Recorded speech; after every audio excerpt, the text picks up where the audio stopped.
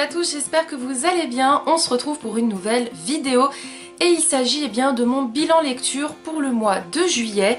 J'ai lu pas mal de choses, de la romance, de l'érotisme, parce qu'il y en a un c'est quand même de l'érotisme, un manga et de la science-fiction, donc il va y avoir un petit peu de tout, même si quand même il y a pas mal de romances. C'est parti, je commence tout de suite. Le premier livre que j'ai lu au mois de juillet, il s'agit de L'Offre, qui est la saison 2 de Le Pacte. Alors en fait la saga ce serait les MacGregor, vraiment le titre, écrit par Karina Hale et publié aux éditions Hugo Roman au format poche, mais il existe en grand format évidemment.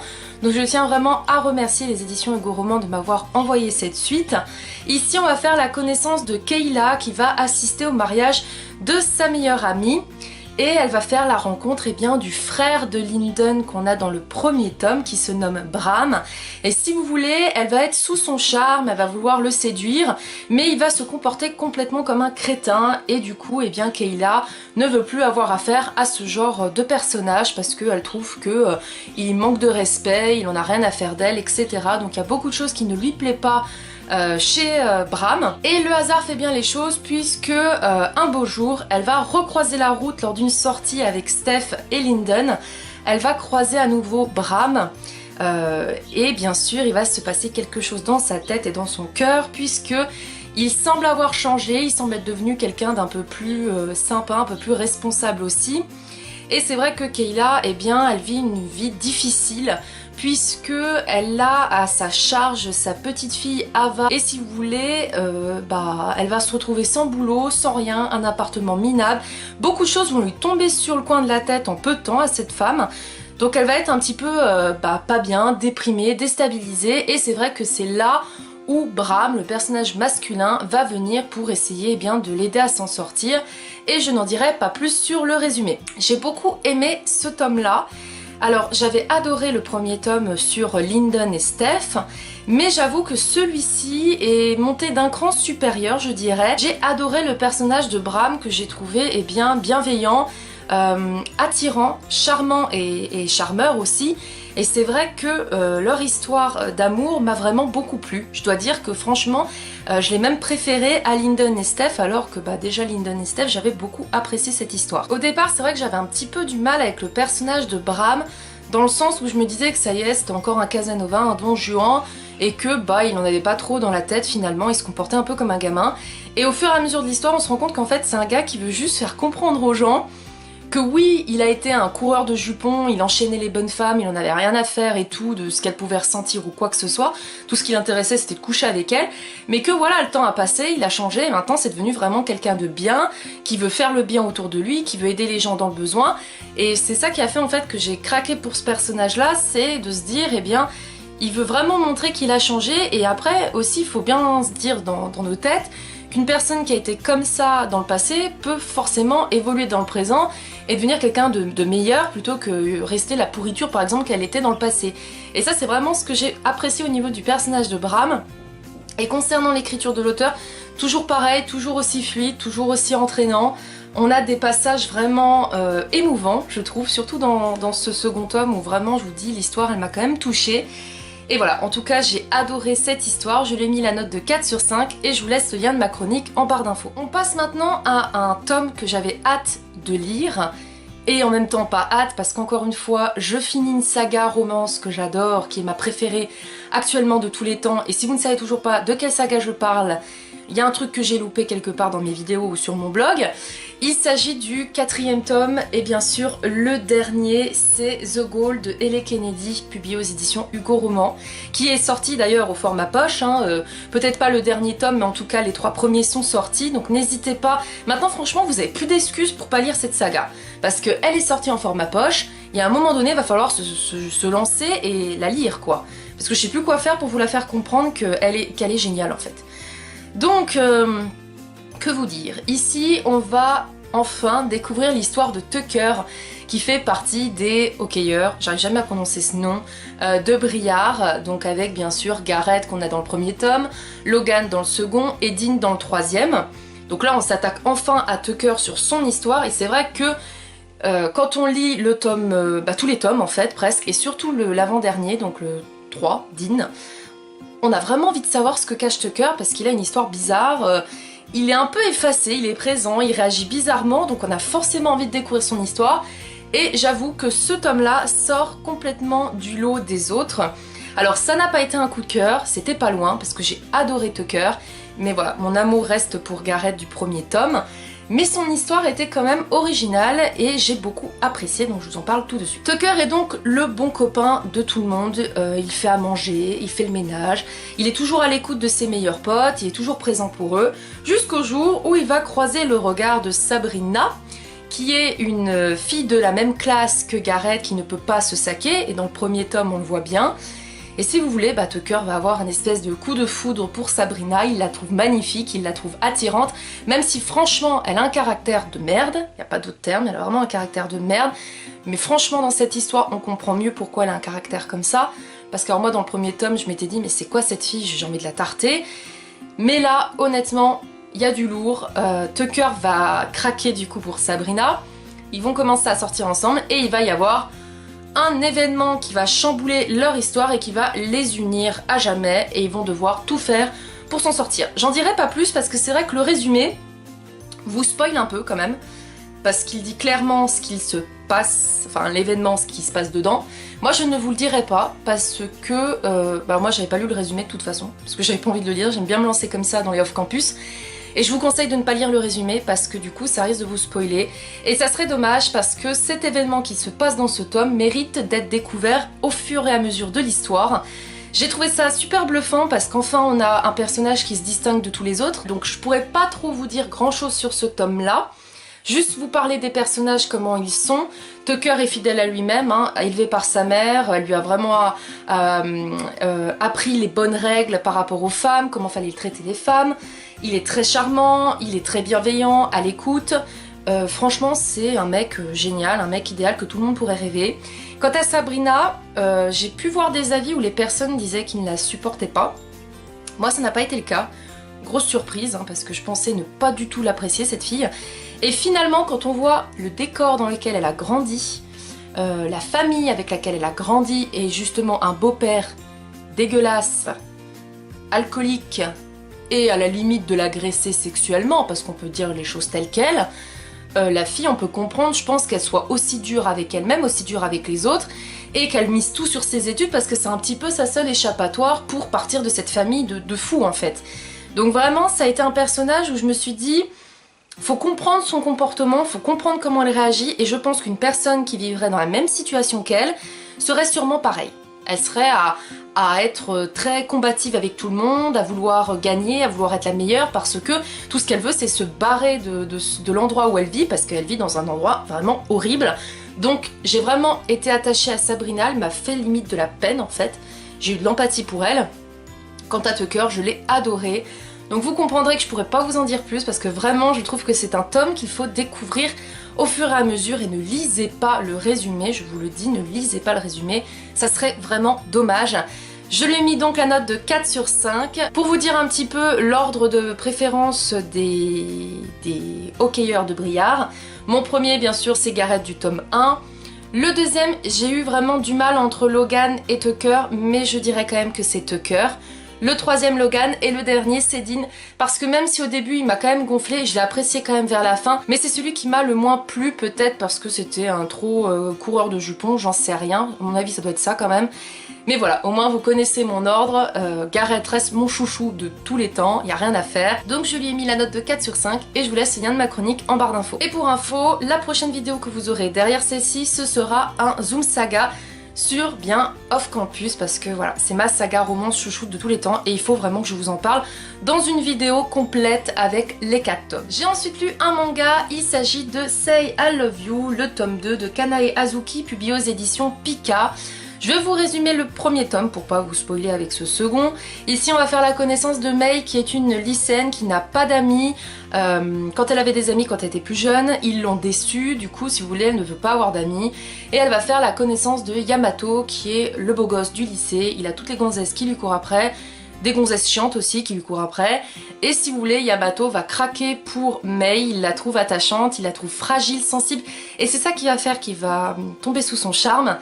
Et dans le premier tome, justement, eh bien, on découvrait leur relation, comment elle allait évoluer, parce que honnêtement, Mei est hyper vigilante et méfiante envers Yamato. Dans ce second tome, on suit un petit peu plus l'avancée de leur relation.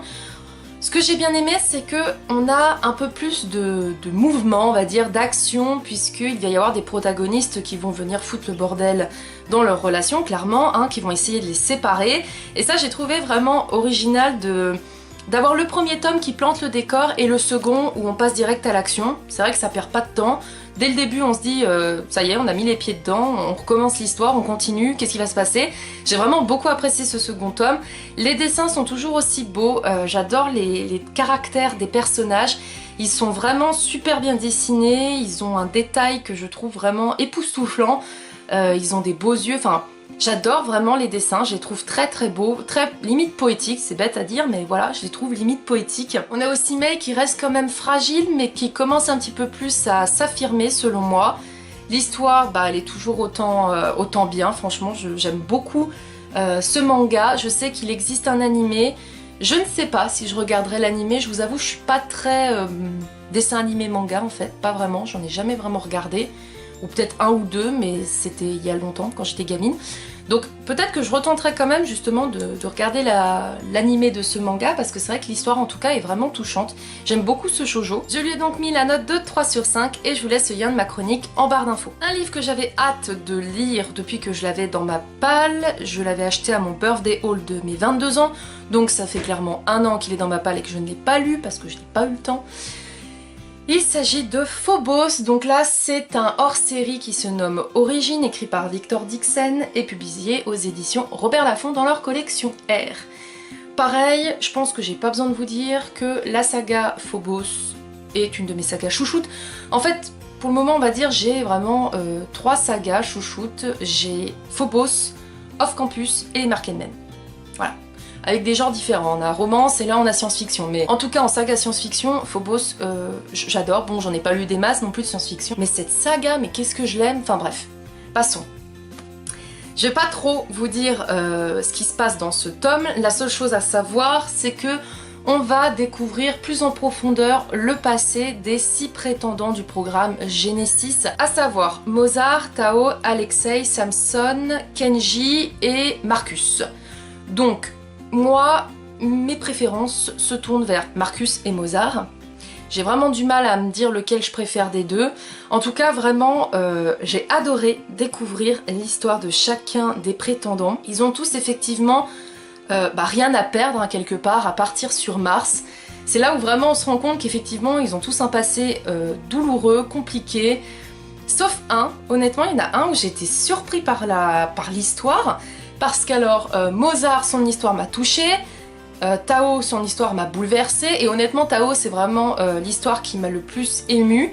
Alexei, un peu moins, parce que j'ai pas trouvé que c'était une histoire émouvante. Par contre, effectivement, on comprend un peu mieux d'où il tient son caractère pourri et comment il est sans chaud, en fait, il est toujours en train de s'énerver. Kenji, j'ai été bluffée par son histoire. Franchement, Kenji, je m'attendais pas à ça, donc c'était très original. Samson, c'est touchant aussi quand même son histoire. Et Marcus, alors Marcus, franchement, j'ai été un peu déçue. Parce que je m'attendais à une histoire un peu dans le style des autres, c'est-à-dire soit un univers, une vie compliquée, mais vraiment où il y a des dangers, où il y a des choses vraiment qui peuvent le foutre en l'air. Ou alors une histoire déprimante, enfin triste quoi, enfin qui lui est arrivé quelque chose d'horrible dans sa vie. Bah en fait, pas du tout. Je trouve pas qu'il a une vie bien compliquée. Oui, il y a un moment donné où on nous fait comprendre que il doit pas vivre une vie heureuse avec sa famille, mais sinon j'ai pas trouvé que son histoire était très transcendante par rapport à tous les autres. Celle qui m'a le plus touchée, comme je vous dis, c'est Tao. Celle qui m'a bluffée, c'est Kenji. Et je dois dire que celle de Mozart était quand même super intéressante, et d'ailleurs on commence avec celle de Mozart qui est une bonne idée parce que ça plante vraiment le décor et l'ambiance du bouquin. Moi j'ai vraiment adoré ce hors-série. Je sais qu'il va y avoir le tome 4 qui va sortir très prochainement, je crois que c'est courant novembre. Bref, en tout cas j'ai encore le 3e tome à lire et je vais le lire très très bientôt à mon avis. Mais c'est vrai que Phobos, j'aime prendre mon temps, j'ai pas envie de la finir en fait cette saga, j'ai pas envie de la finir. Et j'espère, j'avoue, je n'ai aucune info là-dessus et ça me fait un peu peur, qu'on aura un hors-série sur les prétendantes, parce que là c'est cool, hein, on a vu les prétendants, c'était super intéressant, mais moi j'ai envie de savoir aussi les prétendantes. Surtout que, enfin voilà, on voit bien, elles ont tout un caractère différent comme les garçons, si elles ont participé au programme Genesis, c'est parce qu'elles ont quelque chose à faire et tout. Et en plus, honnêtement, à la fin de ce tome de hors-série là, pour moi il y a une sacrée révélation.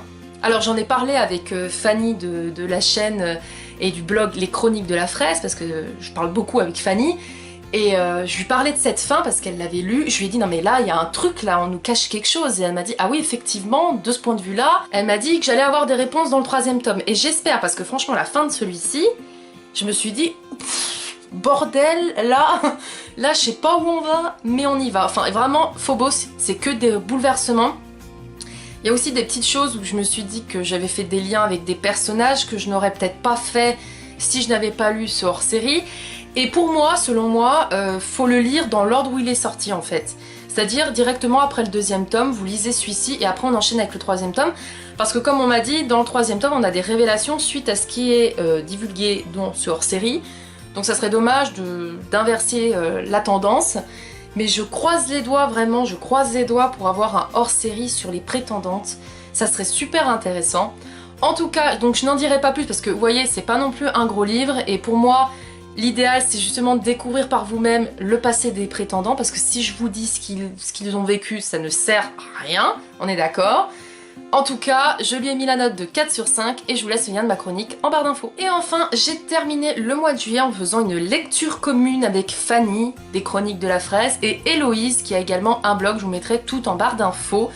Héloïse s'est joint à Fanny et moi pour faire notre lecture commune de La Meute du Phénix. Si vous avez suivi mon book review sur le 1er tome, vous savez que j'avais eu un coup de cœur et qu'avec Fanny, on a décidé de lire chaque mois un tome de La Meute du Phénix. Il y en a actuellement 5 qui sont sortis, le 6e est pour bientôt. Donc le mois de juillet, c'est le tome 2 et le mois prochain, ça sera le tome 3. Donc là, il s'agit de Dante Garcia, le tome 2, écrit par Susan Wright et publié aux éditions Milady. Alors, que vous dire sur ce tome 2? Donc déjà, La Meute du Phénix, c'est une histoire sur eh bien, des loups-garous. On est dans un univers où les humains sont au courant que les loups-garous existent. Ils peuvent se mélanger lors de sorties dans des clubs, des boîtes de nuit quoi, ou des bars. Mais ça reste assez rare quand même parce que les loups-garous ont un mode de vie un peu spécial quand même. Puisque le but de leur vie en fait c'est bien de trouver leur âme sœur, de s'imprégner avec elle pour ressentir les émotions de leur âme sœur et finir de beaux jours avec. Ici, on va donc faire la connaissance de Dante Garcia, qui est le bêta de Trey Coleman, qui est l'alpha. J'espère que vous me suivez jusque-là, parce que alpha, bêta, oméga, tout ce bordel, on va y arriver. Donc voilà, Dante, c'est le bêta de Trey, qui est l'alpha, qu'on voit dans le 1er tome avec Taryn. Là, on va donc découvrir son histoire, à savoir qu'en tant que bêta, il est là pour bien, assurer le bien-être aussi bien physique que psychologique des membres de la Meute du Phénix. Il tient vraiment à cœur à son métier et c'est vrai que pour lui, il se dit qu'il n'a pas le temps de trouver son âme sœur et dans tous les cas, il ne veut pas parce qu'il a été déçu par le passé. Voilà au niveau de Dante. Sauf que, suite à une histoire qu'on a dans le 1er tome, il va recroiser la route de Jamie, qui est une louve avec qui il s'entendait bien quand il était gamin. Et Jamie, elle a vachement changé, elle est devenue vraiment jolie, elle s'est embellie, etc. Et si vous voulez, il va y avoir un petit combat dans la tête de Dante, parce que d'un côté, il veut charmer Jamie, parce qu'il la trouve super attirante, et son loup la trouve attirante aussi. Et d'un autre côté, il se dit non, non, non, je suis bêta, je n'ai pas de temps à accorder à une gonzesse. Elle va me dire encore de choisir entre elle et le boulot, et moi ça sera toujours le boulot parce que ça me tient à cœur. Enfin voilà, vous voyez le schéma, le gars dans sa tête, il se fait tout un film. Et Jamie, elle en a toujours passé quand même pour Dante, sauf qu'elle se rend bien compte qu'il ne voudra jamais d'elle. Donc si vous voulez, elle enchaîne des coups d'un soir, elle fréquente d'autres garçons, même des humains, et bien sûr ça va enrager Dante. Je m'arrête là au niveau du speech. Ce que j'ai adoré dans ce tome-là, que j'ai trouvé original, et les filles ont trouvé pareil que moi que c'était original, c'est qu'on va vraiment être centré sur la confiance en soi et la confiance qu'on accorde aux autres. Notamment, Jamie, elle a un lourd passé, elle a quelque chose qui a fait que ça l'a complètement changé, je ne vous dirai pas quoi, parce que c'est à découvrir justement. Et si vous voulez, elle se bat contre elle-même, contre une tendance qu'elle a, contre une façon de réagir qu'elle a, qui pourrait mettre en danger la meute du Phénix. Donc elle cache un secret et Dante va tout faire pour découvrir ce secret et en apprendre un peu plus. Je n'en dirai pas plus sur l'histoire, sinon je risque d'en dire trop. En tout cas, une fois de plus, j'ai adoré la meute du Phénix. C'est vraiment... c'est ma première saga Beat-Lit, faut être honnête. Je lis pas vraiment de la Beat-Lit. J'en ai dans ma palle, mais j'en ai pas encore vraiment lu. Mais déjà les loups-garous, j'adore. Et cette histoire, je vous jure, j'adore la meute du Phénix. Encore une fois, bien sûr, on a des scènes de sexe. Il ne faut pas oublier que c'est plus un livre érotique qu'un livre romance selon moi. Puisque, étant donné que c'est des loups-garous, comme je l'avais dit dans le premier tome, les scènes de sexe sont assez bestiales quelque part, puisque c'est avec des loups qui s'imprègnent, etc. Par contre, j'ai trouvé qu'à la différence du premier tome, il y en a quand même beaucoup moins dans ce second tome, ce qui est beaucoup plus agréable pour lire, parce qu'on est vraiment centré sur les émotions des personnages, sur leur façon de réagir avec telle ou telle action que peut faire une autre personne. Et aussi, j'ai trouvé qu'il y avait moins de répétitions et de longueur que dans le premier tome. D'ailleurs, il est un petit peu plus petit que le premier tome, mais bon, il fait quand même, presque 500 pages, je crois. Il fait même 500 pages. On n'est pas loin, il fait à peu près 460 pages par là. Donc c'est quand même, il y a pas mal à lire, quoi. Mais j'ai trouvé qu'il était, mieux travaillé que le premier tome, moins de répétitions. Et en tout cas, j'ai encore une fois adoré cette histoire. Je lui ai mis la note de 4 sur 5, ça n'a pas été un coup de cœur parce que le coup de cœur c'était le premier tome avec la découverte de l'univers, mais je dirais que Dante, je le préfère même à Trait, dans le sens où je le trouve plus affirmé quelque part, parce que c'est vrai que Trait, il a beau être mystérieux, avoir un sacré caractère, Tarine elle en fait ce qu'elle veut de Trait, alors que là, Dante il est un peu plus affirmé, c'est même plus lui qui mène la barre. Et j'ai vraiment adoré ce tome-là. Je lui ai donc mis la note de 4 sur 5 et je vous laisse le lien de ma chronique en barre d'infos. Cette vidéo est maintenant terminée, j'espère qu'elle vous aura plu. N'hésitez pas à me dire si vous avez lu l'un des livres que je vous ai présentés, si vous les avez appréciés ou non. Et d'ici là, je vous dis à très vite pour de prochaines vidéos. Salut!